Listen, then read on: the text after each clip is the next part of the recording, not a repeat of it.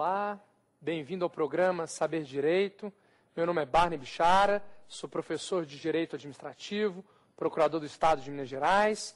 O tema do nosso curso é a teoria dos atos administrativos. E o tema da nossa aula é a extinção dos atos administrativos e suas consequências.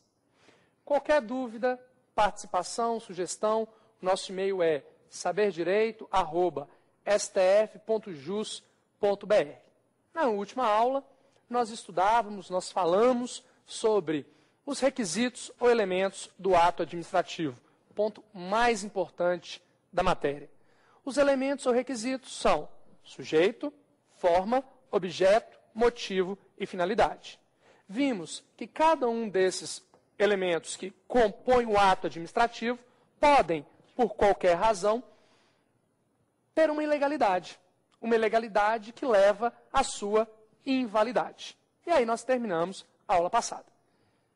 Aula de hoje, vamos falar sobre a extinção dos atos, lembrando que, para entender a extinção, é necessário lembrar sobre vícios, é necessário lembrar sobre os elementos. Vamos lá. Como se extingue o ato administrativo? Como ocorre a extinção dos atos administrativos? Como toda matéria, já que não tem lei que disciplina o assunto, há divergências doutrinárias. Os estudiosos, a doutrina, não é uniforme no momento de dizer como ocorre a extinção dos atos administrativos. Alguns, ou melhor, a maioria vai dizer, o ato administrativo se extingue, primeiro, pelo cumprimento dos seus efeitos. O cumprimento dos efeitos é a forma natural do ato administrativo terminar. É a forma natural pela qual o ato administrativo se extingue. O ato cumpriu os efeitos que a lei estabelecia. Exemplo, a administração determina a demissão de um servidor público e o servidor é desligado do serviço público. Feito o desligamento, o ato de demissão, ele se acaba. Um outro exemplo, a administração concede férias a um servidor, o servidor entra de férias, goza suas férias regulamentares e volta. O ato concessão de férias, ele termina. A administração determina a demolição de um prédio que ameaça ruir o prédio demolido. Ou seja, é a forma natural do ato acabar. É a forma normal pela qual o ato se extingue. Só mais um exemplo que é importante visualizar. O ato termina, naturalmente, pelo advento do termo. Imaginem que você pediu à administração pública autorização para usar uma rua para fazer uma festa com seus vizinhos. Você pede uma autorização para usar um bem público de uso comum do povo, a rua, e a administração autoriza, dizendo, você tem 3 dias para fechar a rua e fazer a sua festa. Sexta, sábado e domingo. No domingo, chega o termo final. Domingo vem o termo final e o ato termina. Então, o ato ele vai se encerrar naturalmente. Quando? Quando o ato cumpriu os seus efeitos. Ou quando o termo ocorreu. Quando o prazo do prazo, ou melhor, quando o prazo do ato se extinguiu. Pelo cumprimento dos efeitos ou advento do termo. A segunda forma de extinção dos atos administrativos é a perda do sujeito, que alguns preferem chamar de extinção subjetiva. O ato administrativo, ele acaba, o ato administrativo, ele se extingue pela perda do sujeito. Nesse ponto, é importante ficarmos atentos. Por quê? Porque se não prestarmos atenção no que está acontecendo, você vai pensar, os elementos do ato são sujeito, forma, objeto, motivo e finalidade. A perda do sujeito leva à extinção do ato. Não. Não é esse sujeito que desaparece e o ato se extingue. O sujeito que desaparece, o sujeito que é perdido, é o sujeito da relação jurídica criada pelo ato. é o sujeito da relação jurídica constituída pelo ato. Por quê? Porque o sujeito, elemento do ato, ele nunca desaparece. Porque o sujeito, elemento do ato, ele é fixado na lei. É a lei quem diz, é a lei que estabelece o sujeito competente. Se a lei diz quem é o sujeito competente, esse sujeito nunca vai desaparecer. Então é importante ficar atento. Quando se diz que o ato administrativo se extingue, 2, pela perda do sujeito, é a perda do sujeito da relação jurídica criada pelo ato, da relação jurídica constituída pelo ato, e não do elemento sujeito, e não do elemento competência, porque esse nunca desaparece, porque é previsto em lei. Entendi, professor, mas é um exemplo para facilitar, para clarear. Um exemplo fácil. Imagine, uma determinada pessoa fez um concurso público, foi aprovado em primeiro lugar, e aprovado no concurso, ele é nomeado pela administração. A administração pública pratica um ato administrativo de nomeação, chamando o aprovado no concurso para tomar posse, no prazo legal. Esse aprovado no concurso, infelizmente, ele não toma muito cuidado, e na hora que vai atravessar a rua para tomar posse, ele é atropelado por um ônibus. Se ele é atropelado pelo ônibus, o que acontece com o ato administrativo de nomeação? O ato administrativo de nomeação, ele acaba, ele se extingue. Por quê? Porque houve perda do sujeito, da relação jurídica constituída pelo ato. Se o nomeado morreu, não há quem tomar posse. Então, o ato de nomeação, ele se extingue. Não pode confundir perda do sujeito da relação jurídica e não do elemento que compõe o ato administrativo. Mesmo raciocínio, vamos para a terceira forma de extinção do ato administrativo. Uma extinção objetiva, que alguns chamam, como José dos Santos Carvalho Filho, chama de extinção subjetiva. Por exemplo, aliás, antes de falar o exemplo, o que é a extinção subjetiva? A extinção subjetiva é quando há perda do objeto. Mas eu repito, perda do objeto da relação jurídica criada pelo ato. Perda do objeto da relação jurídica constituída pelo ato. Pense no seguinte exemplo. Imagine que eu e você, nós somos sócios de um posto de gasolina. E aí, você tem uma ideia ótima. Vamos adulterar a gasolina. Vamos colocar água na gasolina, vamos colocar substância na gasolina para que a gasolina renda mais e a gente consiga vender mais e lucrar mais. E nós estamos adulterando a gasolina, a ideia foi sua, hein? Mas eu topei. Nós estamos adulterando a gasolina e vendendo, lucrando. A administração descobre. A administração descobre e determina o lacramento do posto de gasolina, determina o fechamento do posto de gasolina. Ato administrativo, determinar o fechamento do posto de gasolina. Você me liga e fala, Barney, a casa caiu. E agora? Agora vamos extinguir a sociedade. Vamos extinguir a sociedade porque o posto de gasolina foi fechado. E nós não podemos continuar tendo custos para manter o posto que foi fechado. Nós procuramos nosso advogado, vamos extinguir a pessoa jurídica posto de gasolina e dar baixa na junta comercial, para nós ficarmos livres, pelo menos, dos encargos da manutenção do posto de gasolina. Gente, se o posto de gasolina, objeto do fechamento, objeto da interdição, não existe mais, porque o posto de gasolina ele foi dissolvido, na verdade, a sociedade empresária ela foi dissolvida, o que acontece com o ato administrativo que determinou o fechamento do posto? Ele acaba. Ele acaba porque houve perda do objeto. Não há mais o que fechar. Não há mais o que lacrar. Porque o posto de gasolina não existe mais, porque foi dissolvido e dado baixa na junta comercial. Então, o ato administrativo, ele se extinguiu pela perda do objeto. Terceira forma de extinção. Terceira forma de extinção, na verdade, quarta, né? Primeiro, cumprimento dos efeitos ou advento do termo, extinção natural.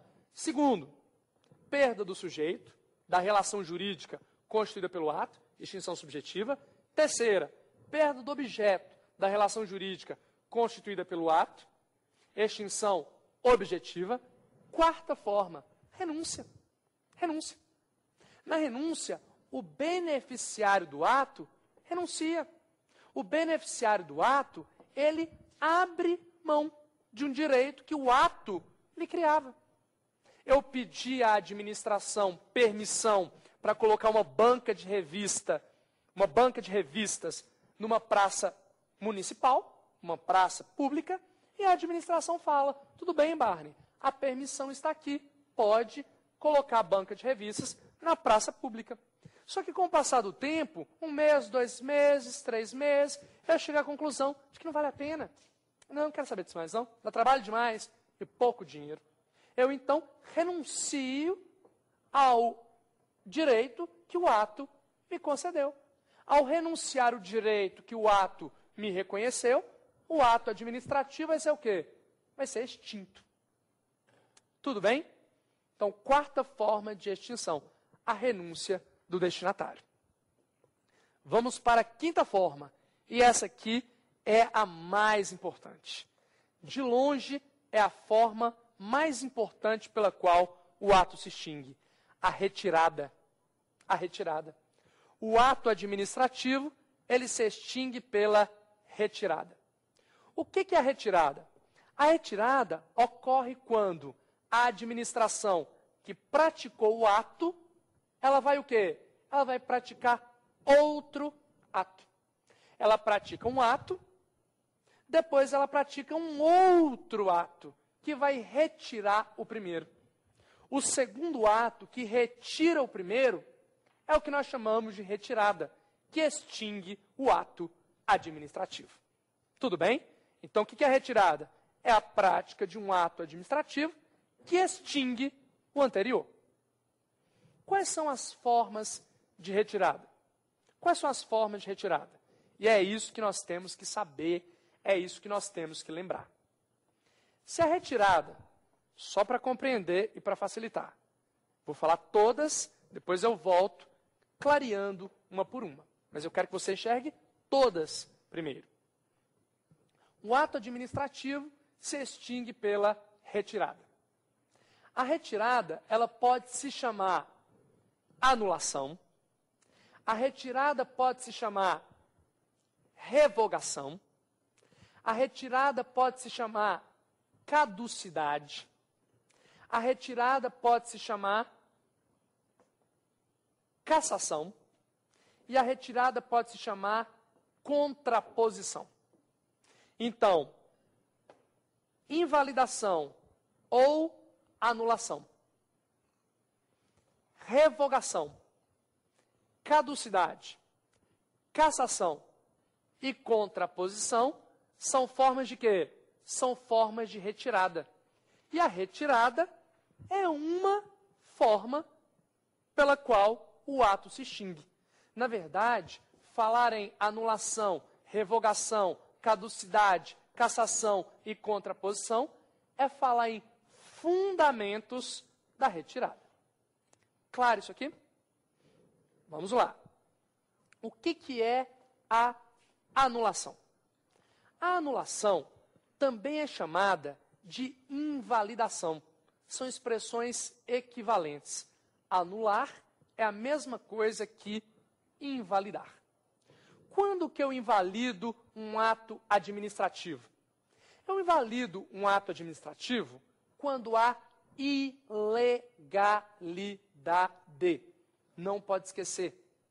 Anulação ou invalidação pressupõe ilegalidade. Se eu anulei ou invalidei, eu pressuponho o ato é ilegal. O ato é viciado, há vício, a ilegalidade. Quando eu falo em revogação, eu falo que a retirada se fundamentou em oportunidade. Eu falo que a retirada se fundamentou em conveniência. Significa dizer que, embora o ato seja legal, ele é inconveniente. Embora o ato seja legal, ele é inoportuno. E por ser inoportuno, ele não atende o interesse público e vai ser extinto. Quando eu falo em cassação, eu falo cassação é a retirada, porque o destinatário descumpriu condições impostas pela lei. Não podemos esquecer, a cassação pressupõe descumprimento de requisitos legais. A administração praticou um ato e agora a administração vai cassar esse ato. Por quê? Porque o destinatário descumpriu condições que a lei determinava. Um exemplo, professor. Um exemplo. Imagine o seguinte, eu, Barney, sou proprietário de um hotel no centro da cidade. E o meu hotel está com a ocupação lá embaixo, a taxa de ocupação está lá embaixo, o centro anda mal frequentado, o centro anda mal visto e ninguém quer se hospedar no meu hotel. O meu hotel é legal, é um hotel que funciona legalmente, eu tenho licença de funcionamento, tudo bonitinho. Só que tem um problema. A taxa de ocupação está lá embaixo e eu estou tendo prejuízo. Eu, então, tenho uma ideia. Eu vou transformar o meu hotel numa casa de lupanar. Eu vou transformar o meu hotel numa casa de lenocínio. E começo a tolerar encontros mediante a cobrança de uma pequena taxa de administração.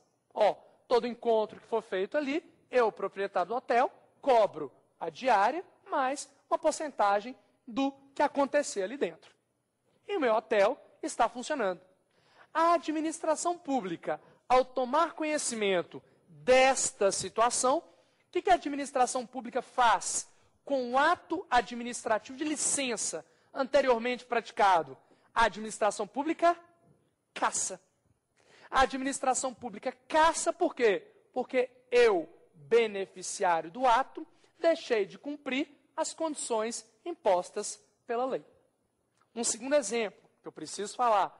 Um segundo exemplo, autorização para porte de arma. Autorização para o porte de arma. Eu peço à administração autorização para portar arma e a administração vai avaliar.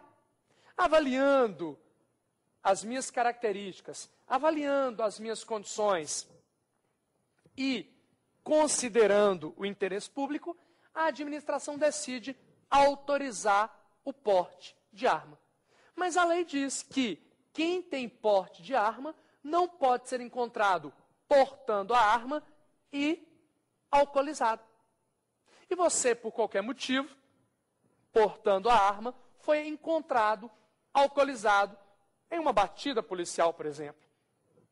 A administração, diante do ocorrido, diante do descumprimento dos efeitos, o que a administração faz? Ela caça a autorização que foi dada. Por que você deu dois exemplos praticamente idênticos, professor? Para dizer para vocês uma coisa.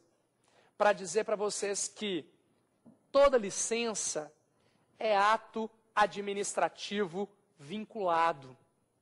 E toda autorização é ato administrativo discricionário. Estão lembrados? O que é ato administrativo vinculado? Falamos isso na nossa primeira aula. Acontece o seguinte, gente. A doutrina classifica os atos administrativos de diferentes formas. Quanto à liberdade de atuação, o ato administrativo, ele pode ser vinculado, ou ato administrativo, ele pode ser discricionário. Importante lembrar, falar em ato discricionário ou falar em ato vinculado, tomem em conta, levem em conta a liberdade que a lei conferiu à administração. Se a lei dá liberdade à administração para agir dentro dos parâmetros legais, eu tenho o ato discricionário? Liberdade para apreciar oportunidade. Liberdade para apreciar conveniência. Se a lei não dá liberdade para a administração, se a lei fixa todos os requisitos, quer dizer que o ato administrativo ele é vinculado. Se o ato é vinculado, a administração se limita a olhar a lei, constatar os requisitos legais, e uma vez presentes os requisitos, a administração é obrigada a praticar o ato administrativo. Então é importante lembrar, toda autorização é ato discricionário. A administração avalia se autoriza ou não. A administração aprecia se autoriza ou não a situação e assim pratica o ato administrativo. Se estamos falando de licença, aí é diferente. Toda licença é ato administrativo vinculado. Por isso, presentes os requisitos legais, a administração é obrigada a praticar o ato administrativo. Se você faz concurso, não se esqueça disso. Toda licença é vinculada, toda autorização é discricionária. Tudo bem? Quarta forma de retirada. Primeira, anulação ou invalidação. Segunda, revogação. Terceira, cassação. Quarta, caducidade. A caducidade é a retirada do ato administrativo em virtude de norma superveniente. Ou seja, a administração pratica um ato administrativo, só que em virtude de uma norma jurídica superveniente, incompatível com a realidade anterior na qual o ato foi praticado, eu extingo o ato administrativo. É fácil. Cassação. Cassação. Aliás, cassação não, professor. Caducidade. Caducidade. A administração pratica um ato, só que em virtude de norma posterior, em virtude de norma superveniente, o ato administrativo ele é extinto. Por que ele é extinto? Porque ele se torna incompatível com a nova realidade jurídica criada por essa norma posterior. Exemplo, bingo. Imaginem que eu, Barney, com base na legislação do meu estado, estou com o dinheiro parado e com o dinheiro parado eu falo, eu quero investir meu dinheiro, botar na poupança é fria, não está rendendo, eu quero investir meu dinheiro e vou procurar uma atividade lucrativa, vou abrir um bingo. E aí alugo um grande imóvel, encho o imóvel de espelhos, veludo, coisa dourada e transformo num bingo. Mas para o bingo funcionar, eu preciso de uma licença de funcionamento dado pela administração. Eu então procuro a administração e peço a licença de funcionamento. Como se trata de uma licença, de ato administrativo vinculado, a administração ela vai aferir se os requisitos legais estão presentes. Presentes os requisitos legais, o que a administração faz? Ela pratica o ato administrativo e me defere a licença. Com base na licença, o meu bingo vai funcionar. E está funcionando plenamente, otimamente. Até que vem uma norma superveniente. Vem uma norma superveniente e diz: jogos de azar é atividade ilegal. Não pode ter mais jogos de azar. Gente, se agora vem uma norma dizendo não é possível, não é legal a licença de funcionamento de casas de jogos de azar, o que acontece com a minha licença anteriormente deferida? Ela caduca. Antes podia e eu obtive a licença. Agora não pode mais e a minha licença caducou. Então, a caducidade é a extinção do ato em virtude de norma superveniente, incompatível com a realidade jurídica anterior na qual o ato foi praticado. Tudo bem? Temos que ficar atento. Percebam, eu, Barney, não descumpri a lei. Eu, Barney, não fiz nada errado. Eu, Barney, não descumpri as condições que me faziam beneficiário do ato. Por isso, não é cassação. A licença que foi dada, ela não é ilegal. Ela, ao tempo da sua prática, ela era legal. Por isso, não é anulação. A licença que foi dada, ela não é inconveniente, ela não é inoportuna. Por isso, não é revogação. O que aconteceu foi uma norma jurídica superveniente, incompatível com a situação anterior. O ato caducou. O ato caducando, ele se extingue. Tudo bem? Gente, isso aqui é para quem já está estudando um pouquinho mais além. Além no sentido de uma matéria à frente. Estão lembrados quando nós estudamos serviços públicos? Quando nós estudamos a matéria serviços públicos, nós estudamos que o serviço público ele pode ser delegado.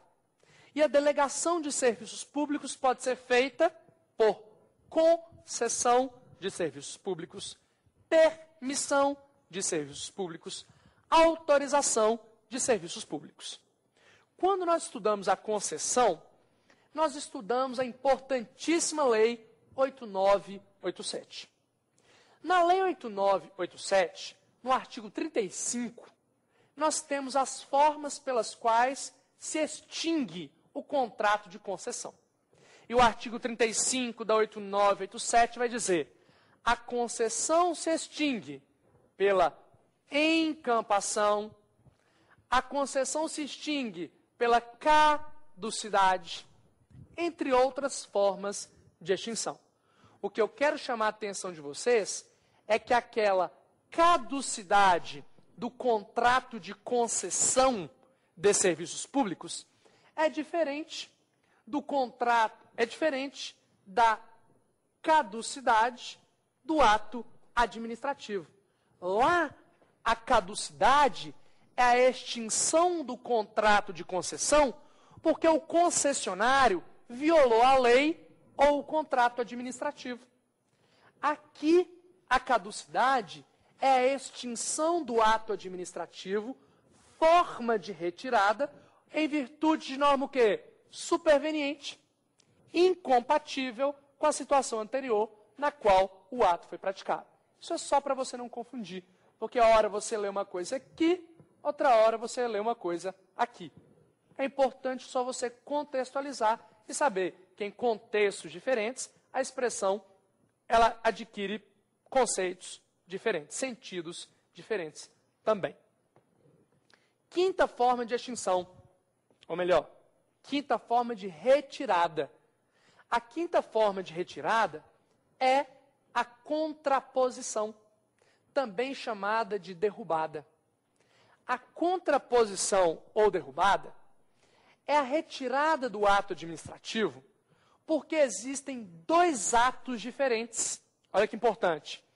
Eu tenho dois atos administrativos diferentes, fundados em competências diversas, só que de efeitos o quê? Contrapostos. Eu tenho um ato, a nomeação, e eu tenho outro ato, a exoneração. O efeito da exoneração é contraposto ao efeito de quê? Da nomeação. Enquanto a nomeação chama o indivíduo para ingressar no cargo público, a exoneração vai tirar o agente público do cargo. Enquanto o efeito da nomeação é preencher um cargo, o efeito da exoneração é exatamente o quê? Despreencher o cargo. Então eu tenho dois atos administrativos fundados em competências diversas, sendo que os efeitos desses atos são contrapostos, sendo que o efeito de um ato derruba o efeito do outro ato. Sendo que o efeito de um, no nosso exemplo, a exoneração, derruba a nomeação. Então, é a quinta forma de retirada. Tudo bem? Como é que ficou? O ato se extingue. 1. Cumprimento de seus efeitos. 2. Perda do sujeito. 3. Perda do objeto. 4. Renúncia.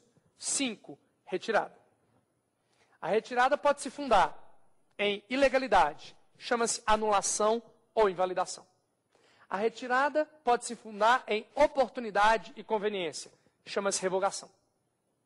A retirada pode se fundar no fato do destinatário ter descumprido a lei.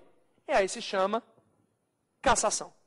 A retirada pode se fundar em norma superveniente, incompatível com a situação anterior na qual o ato foi praticado. E aí é caducidade. E a retirada pode se fundar em ato de efeito contraposto. É a chamada contraposição ou derrubada. Muito importante.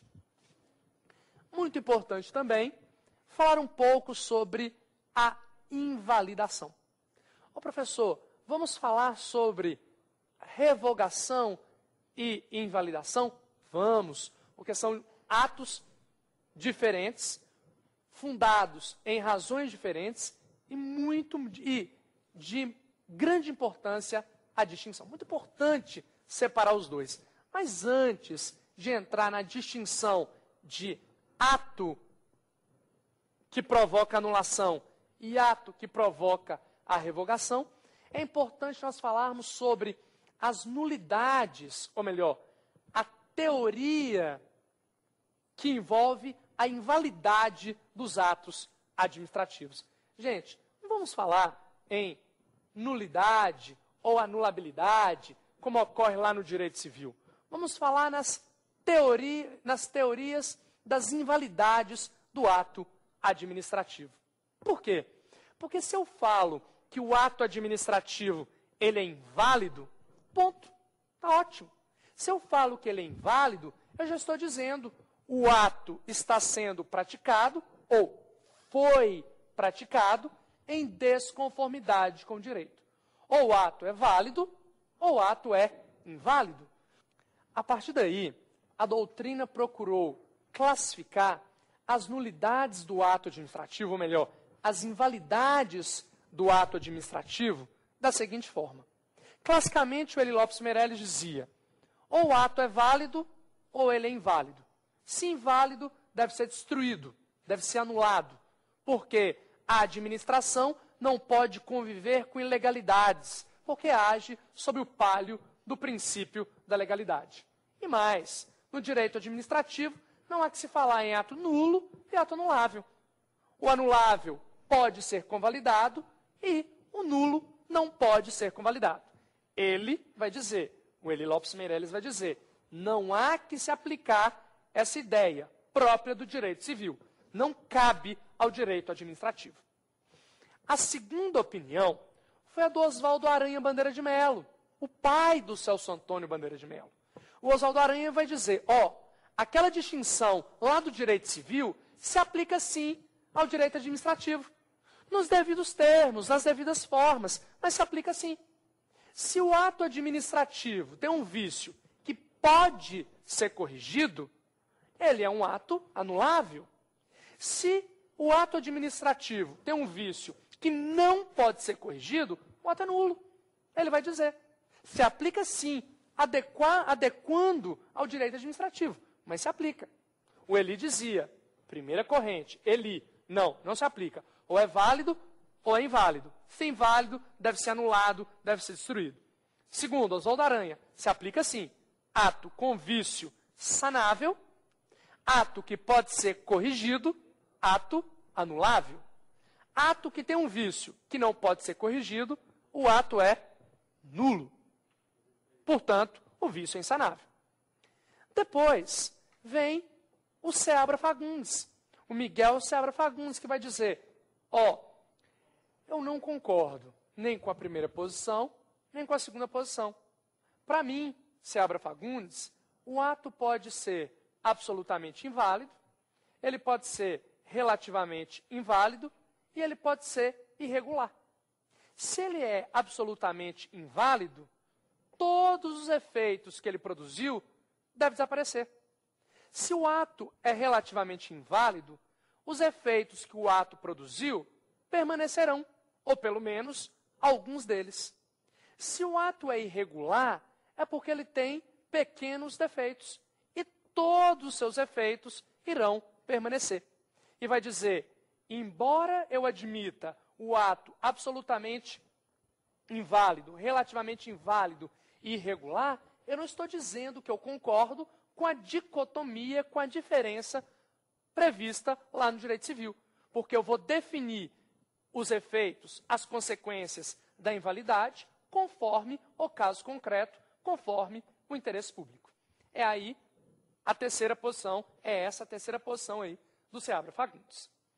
Uma quarta posição, que é a mais dita hoje em dia, a mais repetida hoje em dia, é a proposta pelo Celso Antônio Bandeira de Melo, o filho do Oswaldo Aranha, o filho da segunda.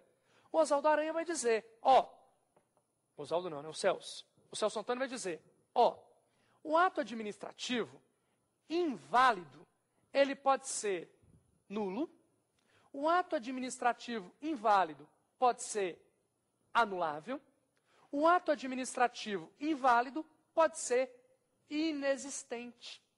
Ele propõe, ao lado do ato nulo, ao lado do ato anulável, o chamado ato inexistente.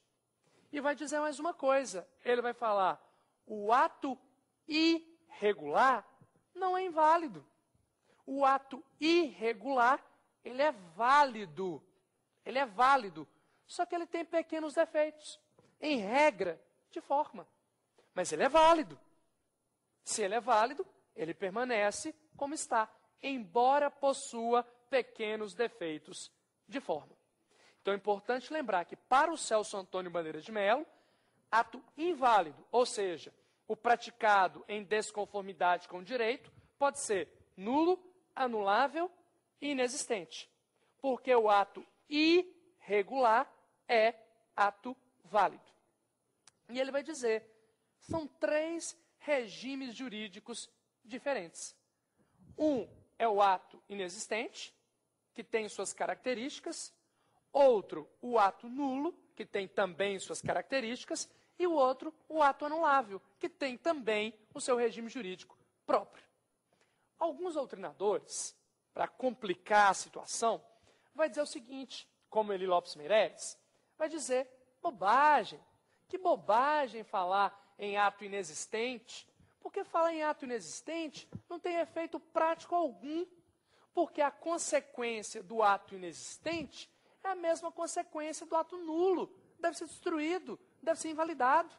Já que as consequências jurídicas de um ato inexistente e de outro ato nulo são as mesmas, para que diferenciar? Para que traçar como atos distintos? O Celso Antônio vai dizer, não. Para mim, Celso Antônio Bandeira de Melo, há razão para distinguir. Ele vai dizer, o ato inexistente é aquele que corresponde a condutas criminosas. O ato inexistente é aquele que corresponde ao impossível jurídico.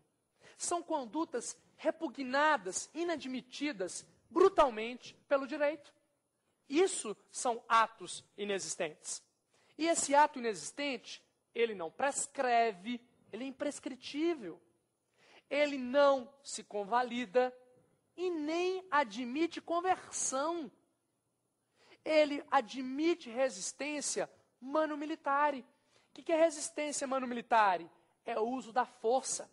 Resistência manu militari é a possibilidade de você usar a força física para não cumprir um ato administrativo inexistente. E ele vai dizer, o ato nulo é diferente. Porque o ato nulo, ele é prescritível. O ato nulo, ele não pode ser convalidado, mas pode ser convertido. Ele não admite resistência manu militari. E ele fala, tá vendo? Não disse? Um é o ato inexistente, imprescritível. não pode ser convalidado, não pode ser convertido, admite resistência manu militare. O outro é o ato nulo, que tem um vício grave, mas que prescreve. Que não pode ser convalidado, mas pode ser convertido. E que não admite resistência manu militare. Eu não posso brigar, eu não posso lutar, eu não posso resistir contra um ato da administração pública por julgá-lo nulo. Não posso. Não admite resistência manu militare. E ele vai dizer, o ato anulável também é diferente. Porque o ato anulável, ele pode ser o quê? Convalidado. Ele pode ser convalidado. Diferentemente do ato nulo. Porque o ato nulo, ele só pode ser o quê? O ato nulo, ele só pode ser convertido, não convalidado. Então, ele vai propor, o Celso Antônio Madeira de Mello, essas 3 categorias de atos inválidos. Inexistentes, nulos e anuláveis. Lembrando, quando que o ato é nulo? Quando a lei diz que o vício enseja a nulidade. Quando que o ato é nulo? Quando o vício não admite correção. Quando que o vício não admite correção? Vício na finalidade, vício no objeto, vício no motivo. Quando que o ato é anulável, portanto, admite a convalidação? Quando o vício é na competência, em regra, isto é, na forma ou no sujeito. É o que vimos em aulas anteriores. Vício na forma, vício no sujeito, ensejam a possibilidade, vício na forma, vício no sujeito, ensejam a possibilidade de correção. Portanto, são sanáveis, portanto, admite convalidação. Vício na finalidade, objeto e motivo, ensejam a anulação. E, portanto, não admite convalidação. Claro isso aqui? Vamos então para as perguntas. Bom, meu nome é Simone Alves, sou estudante de Direito da Faculdade ESB. Professor, eu gostaria de saber como a administração é obrigada a invalidar um ato viciado. A pergunta da colega, muito importante, se refere ao dever ou à faculdade da administração pública de anular um ato administrativo ilegal. A administração é obrigada a anular o ato administrativo ou uma faculdade da administração? A ideia é a seguinte: a administração pública não pode conviver com ilegalidades, em função do princípio da legalidade. Toda ilegalidade deve ser, em regra, destruída pela administração. Se a ilegalidade se tratar de um vício passível de correção, a administração ela vai corrigir, ela vai convalidar o ato. E, portanto, o vício vai deixar de existir. Ocorre que nós temos situações nas quais o ato possui um vício, o ato possui uma ilegalidade, só que o vício, a ilegalidade, não pode ser corrigida pela administração. Então, a saída será anular o ato administrativo, destruir o ato administrativo. Essa é a regra. Excepcionalmente, vamos ver em ocasião posterior, que por razões ligadas ao interesse público e desde que não prejudique terceiros, a administração deixará de anular o ato, porque os seus efeitos já se consolidaram. Também vamos falar que a lei prevê que, passado o período de 5 anos, a administração não mais poderá administrativamente anular o ato administrativo. Mas isso é uma questão muito importante que nós veremos em ocasião oportuna. Claro isso aqui? O importante é, diante de uma ilegalidade, a administração, como regra, tem o dever de agir. Agir para corrigir, se possível convalidar, diante de um vício sanável, ou anular, destruir, diante de um vício que não pode ser sanado, que não pode ser corrigido. Dessa maneira, é importante agora fechar o nosso encontro, determinando os pontos principais da aula. Nós falamos sobre a extinção do ato administrativo. Resumo, falamos sobre a extinção do ato administrativo. Primeiro, falamos que o ato se extingue pelo cumprimento de seus efeitos, ou advendo do termo. Segundo, o ato se extingue pela perda do sujeito, a extinção subjetiva. Terceiro, o ato se extingue pela perda do objeto, extinção objetiva. Quarto, o ato se extingue pela renúncia do destinatário, do seu beneficiário. E quinto, o ato se extingue pela retirada, quando a administração que praticou o ato retira esse ato. Vimos que a retirada pode ter vários fundamentos. Ilegalidade, e aí ela se chama anulação. Inconveniência e inoportunidade, e aí se chama revogação. Cassação, porque o destinatário descumpriu a lei. Caducidade, em virtude de norma superveniente. E contraposição, atos de competências diversas e efeitos contrapostos. Portanto, anular, invalidar, cassar, caducar ou a contraposição são formas de retirada, e a retirada é uma das formas de extinção. Depois, falamos sobre a teoria das invalidades do ato administrativo. Importante, porque é confuso. O que tratamos nesse ponto? Falamos que não há uniformidade sobre o assunto. Cada estudioso, cada doutrinador procurou definir uma teoria para tentar explicar a questão da invalidade dos atos administrativos. O Eli Lopes vai dizer, ou o ato é válido ou é inválido. Se for inválido, deve ser anulado. Ponto final. O Oswaldo Aranha admitiu a utilização de conceitos do direito civil aplicado ao direito administrativo, dizendo o ato é nulo ou o ato é anulável. Nulo se tem um vício que não pode ser corrigido e anulável se tem um vício que pode ser corrigido. O Seabra Fagundes propõe uma terceira teoria. Ele vai dizer, não admito a aplicação das regras do direito civil, porque a realidade do direito administrativo é diferente. As consequências do ato devem ser aferidas no caso concreto. Mas ele fala em atos absolutamente inválidos, relativamente inválidos e irregulares. Mas dizendo, embora eu reconheça essa tricotomia de atos, eu não aplico a teoria do direito civil, porque é diferente. Depois, temos o Oswaldo Aranha o Celso Antônio Bandeira de Mello, filho do Oswaldo Aranha, dizendo, eu proponho uma outra classificação. Eu falo em atos nulos, anuláveis e inexistentes, com regimes jurídicos diferentes.